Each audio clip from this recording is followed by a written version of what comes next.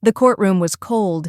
It smelled of old paper and weak coffee, a sterile, joyless place designed for endings. On the other side of the aisle sat my husband, Ben, looking like he had just won a prize. He was grinning, a wide, confident smirk that he had practiced in the mirror 1,000 times. Next to him, his lawyer shuffled papers, and sitting in the row directly behind him were his two biggest fans, his mistress Tiffany and his mother Carol. They were a united front of cruelty, a little club formed just to watch me fall. My own lawyer, Mr. Peterson, a kind, elderly man who had known my father, sat quietly beside me.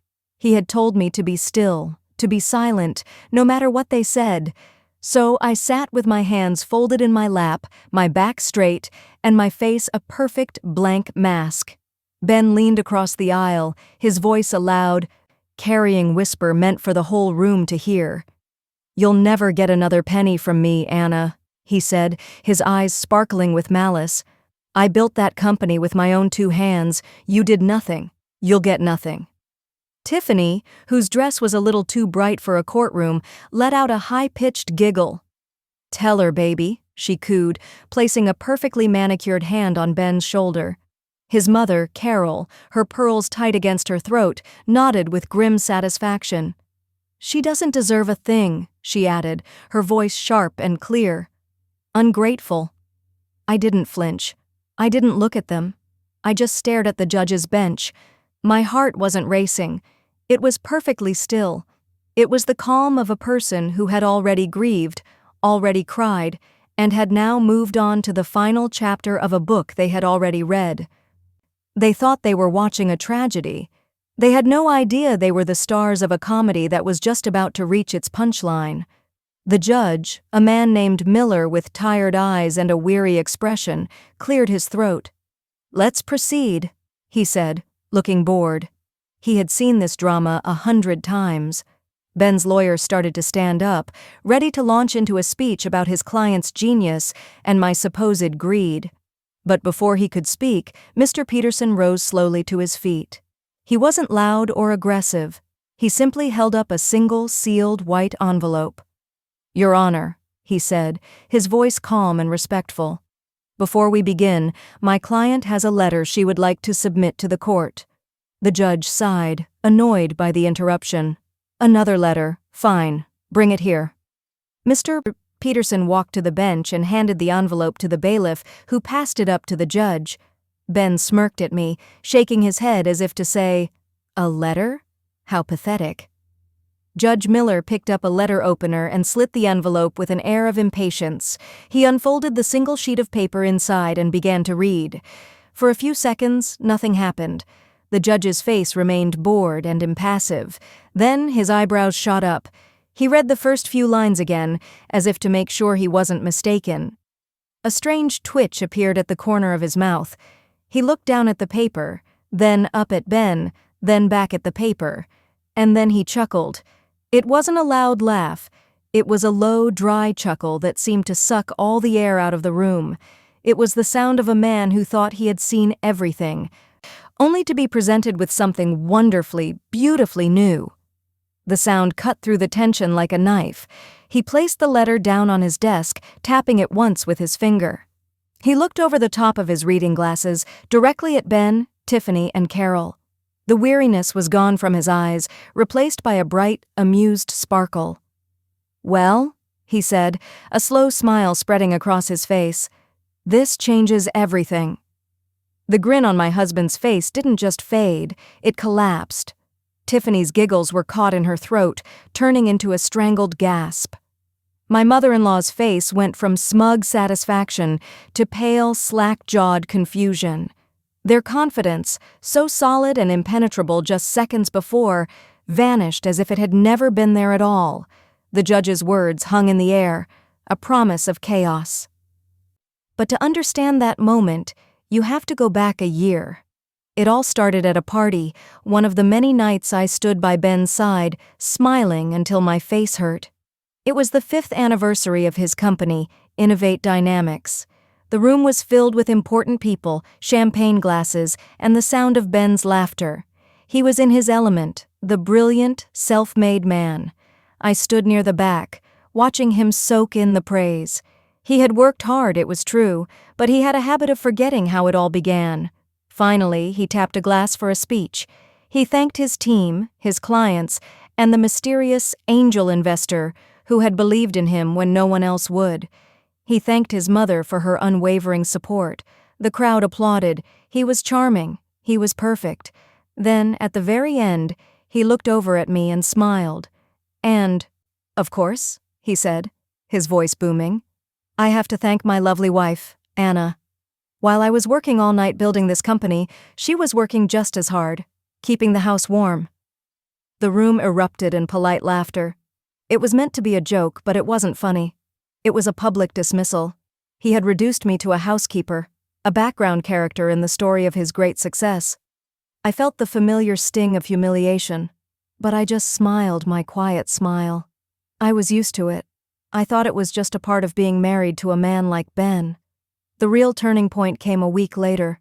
It wasn't a dramatic fight. It was a simple piece of paper. I was sorting through the mail at the kitchen table when I saw the credit card bill. It was for a card he kept for business expenses. I usually didn't look at it, but this time, for some reason, I did. My eyes scanned the list of charges. There were expensive dinners, which was normal. But then I saw it. A charge for a suite at the Grand Hotel on a night he had told me he was working late at the office. And right below it, a charge from a high-end jewelry store. The item description was clear: $14K diamond tennis bracelet. I had never been to the Grand Hotel, and I was not wearing a new diamond bracelet. I sat there in the quiet kitchen, the bill lying on the table.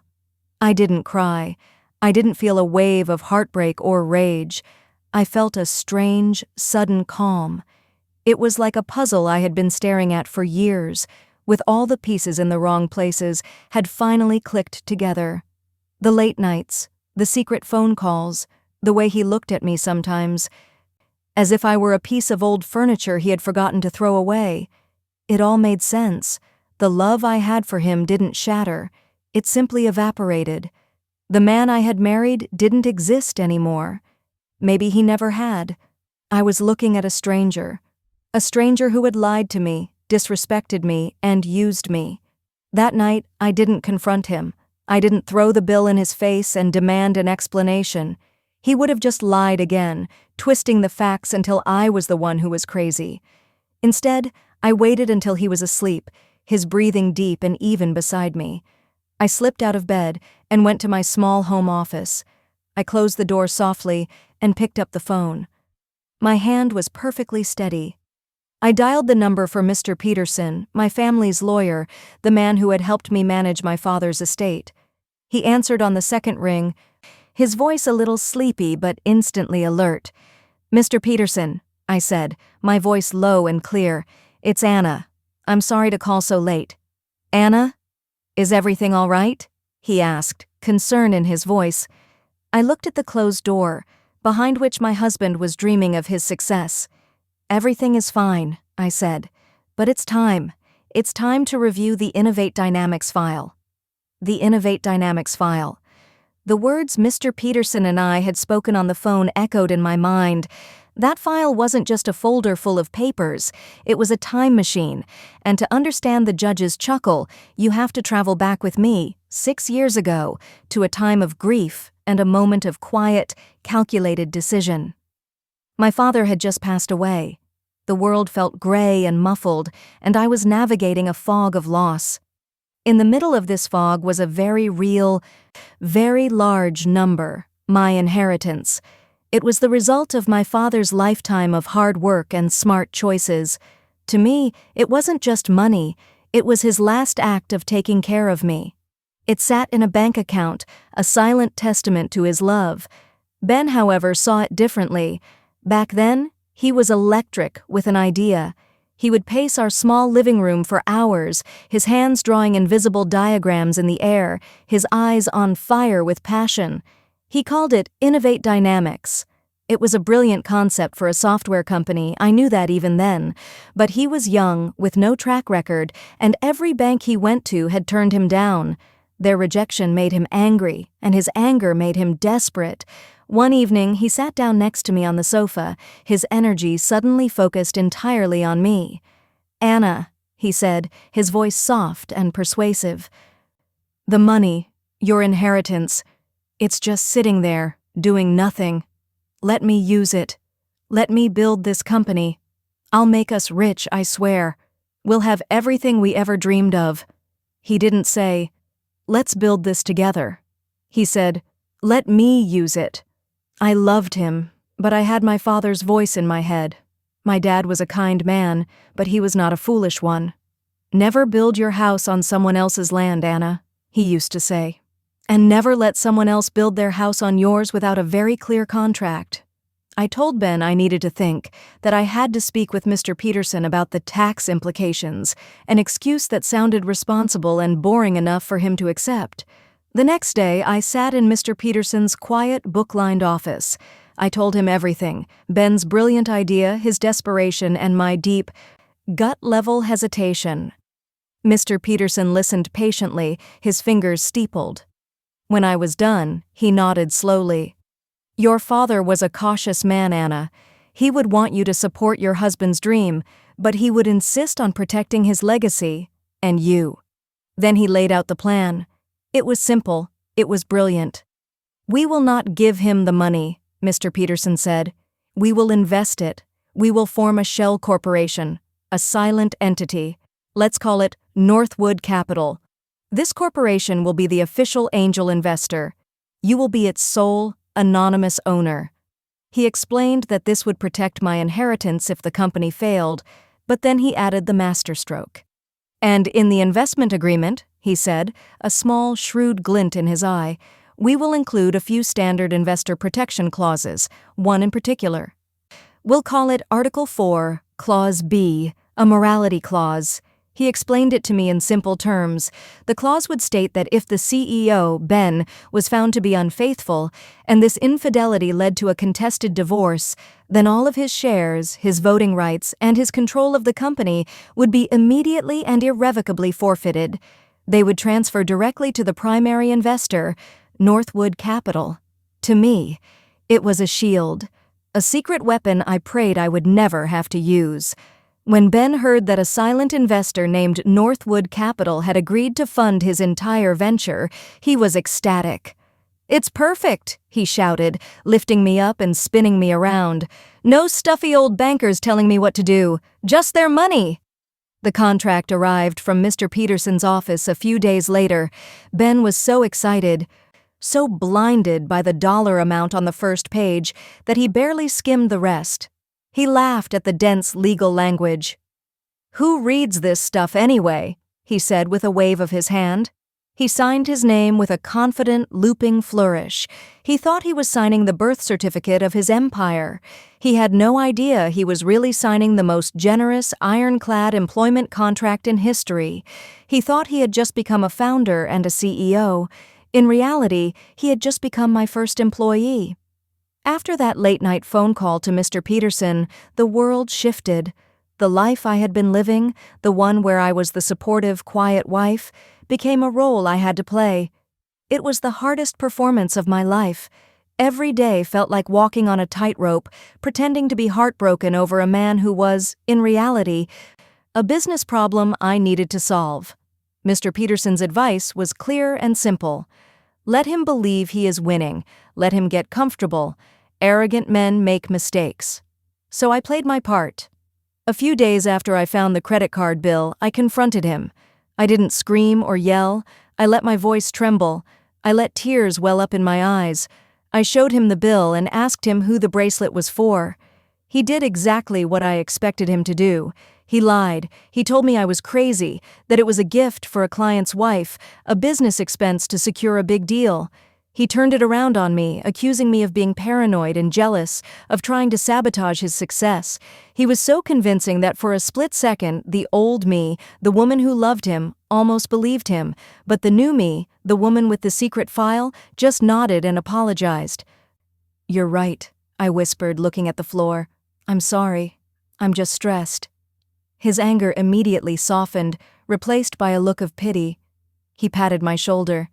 "It's okay, honey. Just leave the business stuff to me, you don't need to worry about it.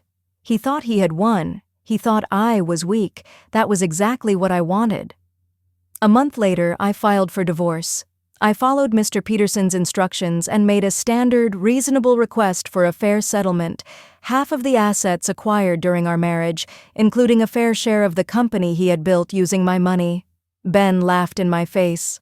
"Half?" he scoffed, standing in the living room of the house we had shared. "You must be joking. You'll be lucky if you get the toaster. This company is mine, Anna. I built it. You'll get nothing."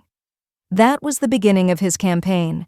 He was determined not just to win, but to crush me. He started hiding assets immediately. Money was moved to new accounts I didn't know about. He sold stocks and claimed they were business losses. He thought he was a genius covering his tracks.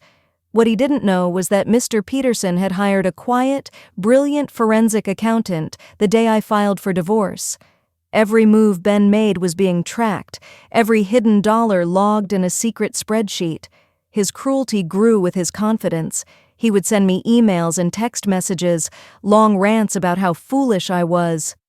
"You have no idea who you're dealing with, Anna. You're going to end up with nothing but legal bills.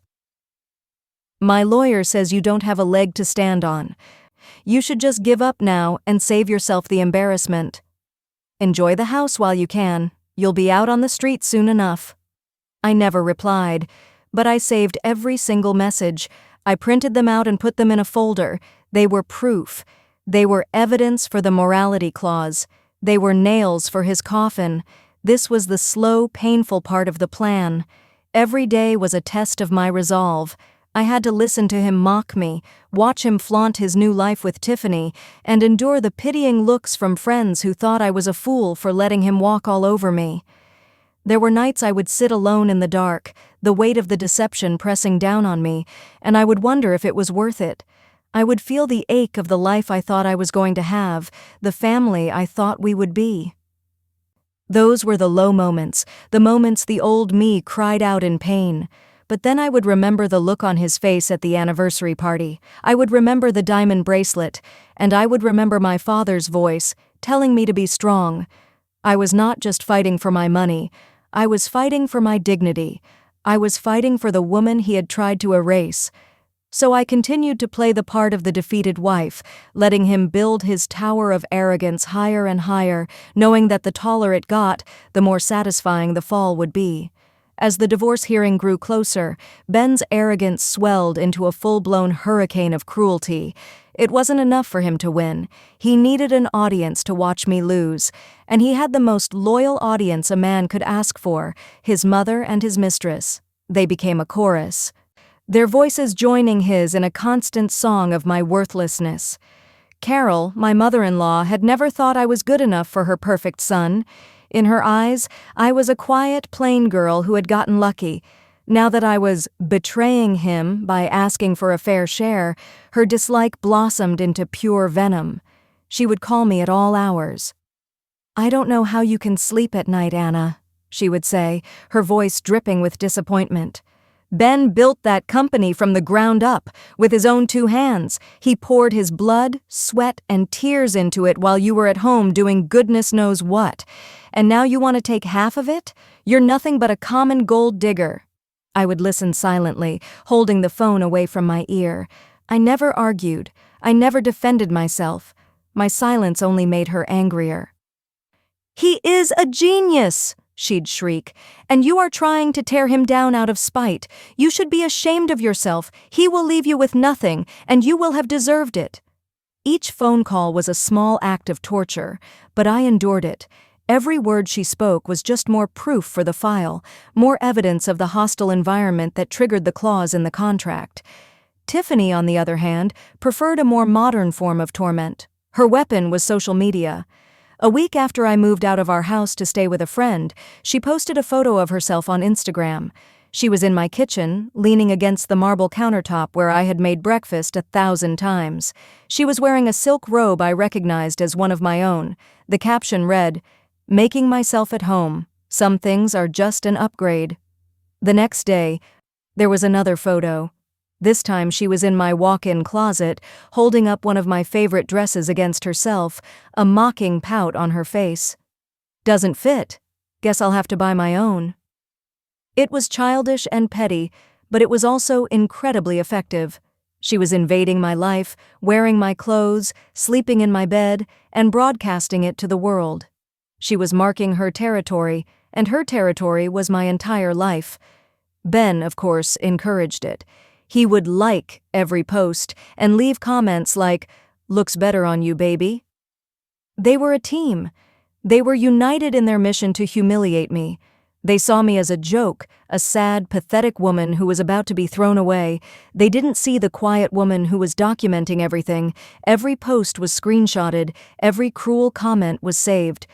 The worst part was the public appearances. Ben started bringing Tiffany to the restaurants we used to love. He would make sure they were seated where I would see them if I happened to walk by. He paraded her around like a trophy, a symbol of his victory over me. He wanted me to see him happy, thriving, moving on to a better, brighter life while mine was falling apart. It was a slow, agonizing burn. I felt like a ghost, haunting the edges of my own life, watching someone else live it. There were moments of deep, profound loneliness where I felt like the whole world was laughing at me. But through it all, I held on to the image of that contract, locked away in Mr. Peterson's safe. It was my secret. It was my truth. They thought they were breaking me down piece by piece. They didn't understand that with every insult, every mocking photo, every public humiliation, they were not breaking me. They were building my case. They were tightening the screws on a trap they didn't even know they were in. They were so busy celebrating their victory that they never once thought to look down and see the ground crumbling beneath their feet. The day before the hearing was gray and quiet. The sky was the color of steel, and a light rain tapped against the windows of Mr. Peterson's office. The sound was calming, a soft drumbeat counting down the final hours. The storm of the past few months was about to break. I sat across from Mr. Peterson at his large, polished mahogany desk. The office was a sanctuary of order and history, filled with the scent of old books and lemon polish. It was the same room where, 6 years ago, we had created the plan. Now, we were here to arm the weapon. Mr. Peterson didn't say much at first. He simply slid 2 documents across the desk towards me. The first was a thick, heavy stack of paper, bound in a dark blue cover. It was the original investment agreement for Innovate Dynamics. I ran my fingers over the cover. This was the foundation of everything. It was the document Ben had laughed at, the fine print he had been too arrogant to read. Mr. Peterson had it open to a specific page.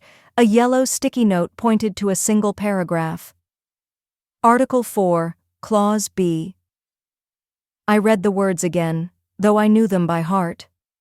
In the event of a contested divorce initiated due to proven infidelity on the part of the CEO, all shares, voting rights, and executive control held by the CEO shall be immediately and irrevocably forfeited and transferred in their entirety to the primary investment entity, Northwood Capital. It was so simple, so clean. It was a legal guillotine, and Ben had spent the last year happily placing his own neck in it. The second document was a single sheet of crisp, white paper. It was a letter. It was addressed to the Honorable Judge Miller. Unlike the contract, this letter was not filled with dense legal language. It was simple, direct, and devastating.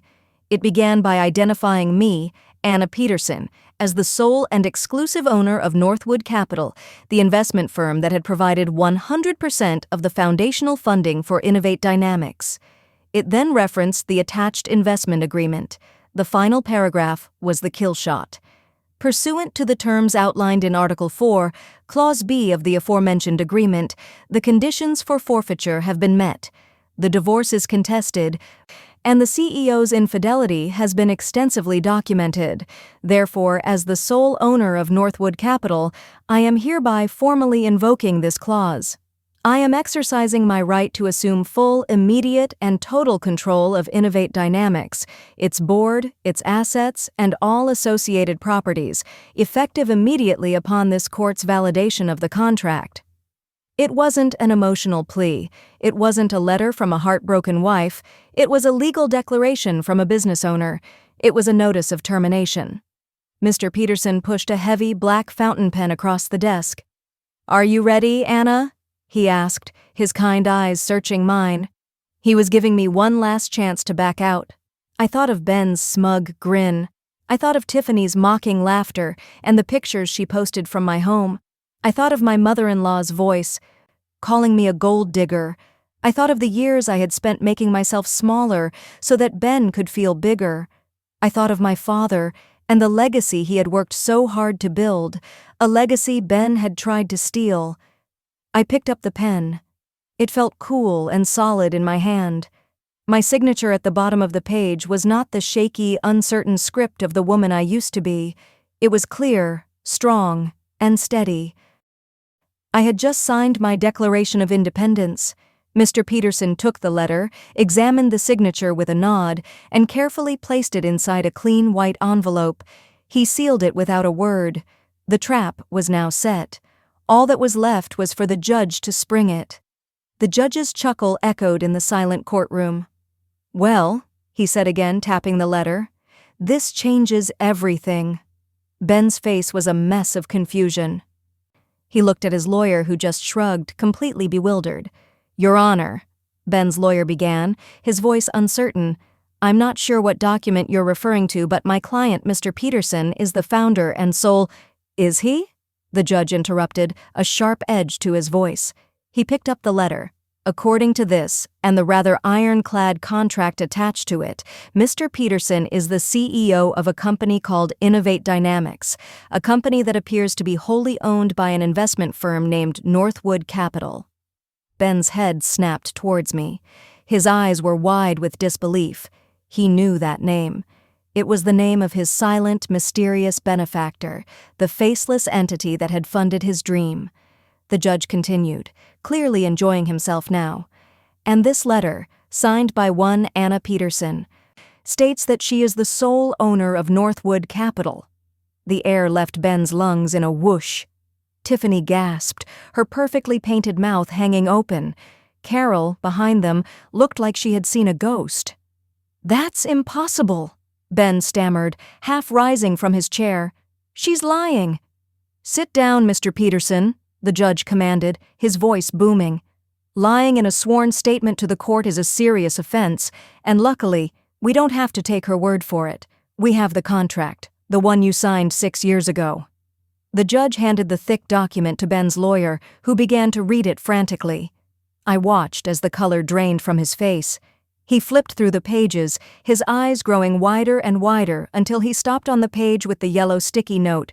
He read Article 4, Clause B, and his shoulders slumped in utter defeat. He looked at his client with the eyes of a doctor who had just discovered an incurable disease.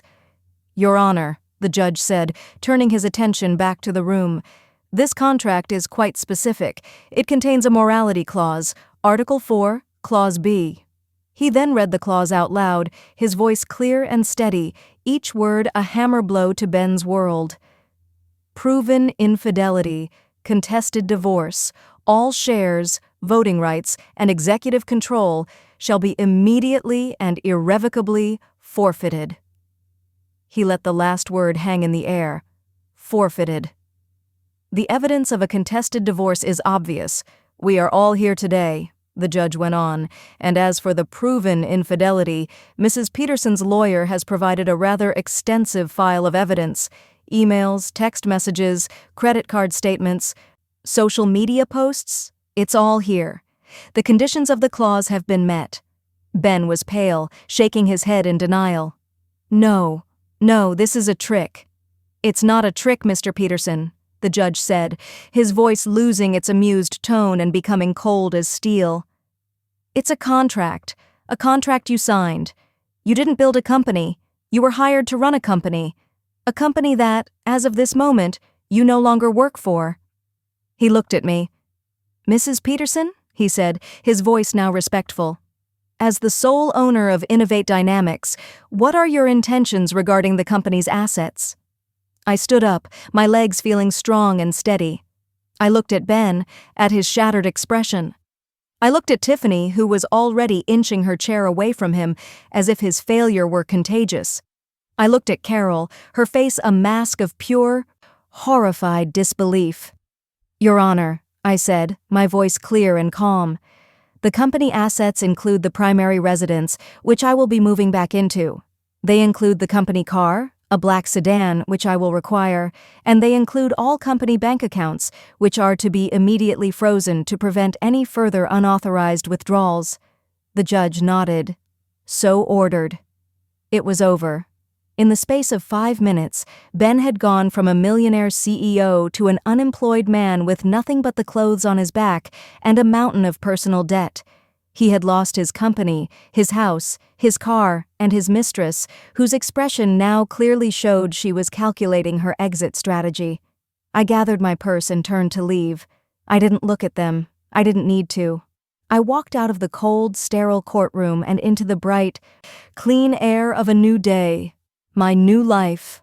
I was not a woman who had taken half of her husband's company. I was a woman who had just taken back all of her own.